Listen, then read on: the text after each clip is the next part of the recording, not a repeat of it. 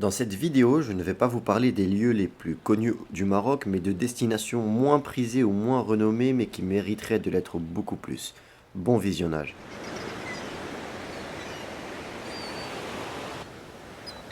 Assalamu alaikum, bonjour à toutes et à tous. Les vacances approchant pour beaucoup et ayant même commencé pour quelques-uns, aujourd'hui j'ai décidé de partager avec vous quelques destinations à voir quand on vient au Maroc pour les vacances ou alors quand on y vit quotidiennement.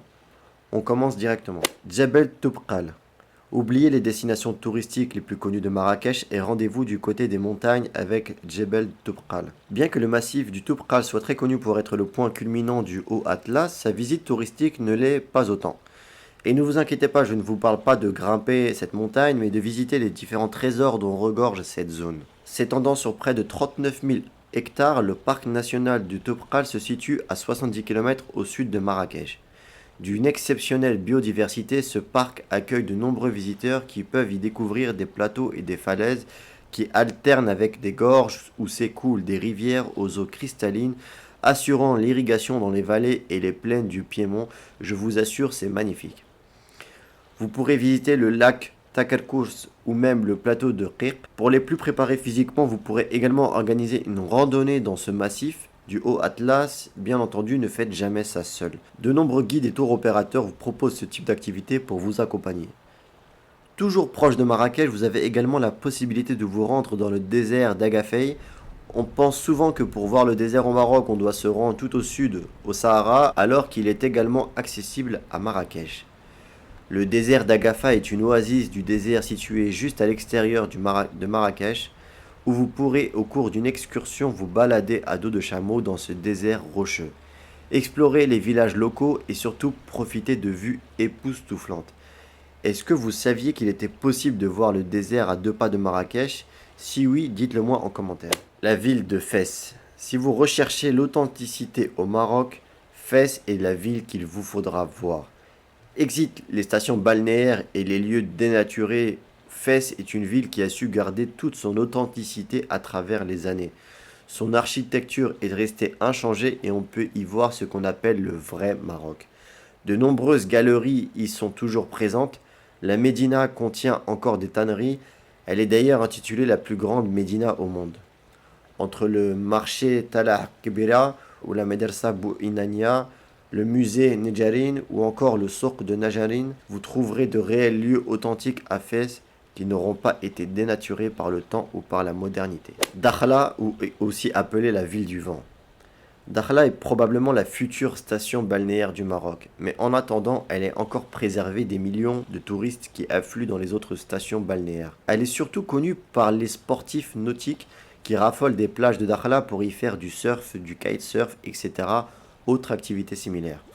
Mais c'est une ville absolument magnifique. Elle est entourée de mers et de déserts, ce qui forme un cadre impressionnant. De nombreuses criques sont à visiter dans la ville. L'eau turquoise est impressionnante quand on connaît les autres plages du Maroc. On pourrait se croire dans les Maldives tant l'eau est transparente et bordée de sable blanc. Située à plus de 1000 km au sud d'Agadir, Dakhla est une ville d'avenir où vous pourrez également profiter du désert, de balades en catamaran sur la lagune de Dakhla. Vous organisez également une séance de pédicure à Emlili. Vous savez, c'est une zone humide qui est apparue au milieu du Sahara, comme un mirage, et c'est une des curiosités géographiques à visiter sur Dakhla.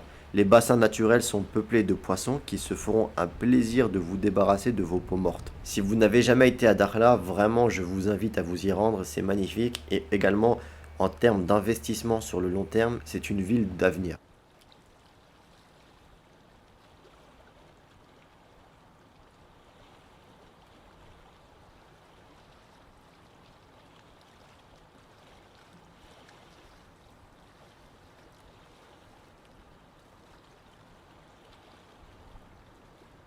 Chefchaouen, la ville bleue de Chefchaouen. Si j'avais sorti cette vidéo il y a quelques années, j'aurais pu parler de ville injustement méconnue du Maroc.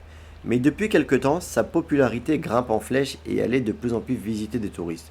Cependant, elle mériterait de gagner encore en popularité tant son charme et ses atouts sont négligés du secteur touristique marocain. Vous pourrez contempler ces fameux bâtiments et murs bleus qui sont visibles dans toute la ville. Vous pourrez également vous rendre au musée de la Casbah ou au musée ethnographique de la ville qui contient par exemple des armes extrêmement anciennes par exemple. N'hésitez pas à vous arrêter également à la rivière Ras Elma qui est une source d'eau naturelle où de nombreux locaux y lavent encore aujourd'hui leur linge par exemple. Mais surtout profitez des nombreux panoramas que propose Chef Shawan, que ce soit autour d'un excellent repas en ville ou alors en vous baladant. Vraiment, je vous invite pour cette ville particulièrement à faire de nombreuses balades. C'est extrêmement agréable. C'est un dépaysement garanti. Est-ce que vous avez des destinations moins connues du grand public à conseiller au Maroc?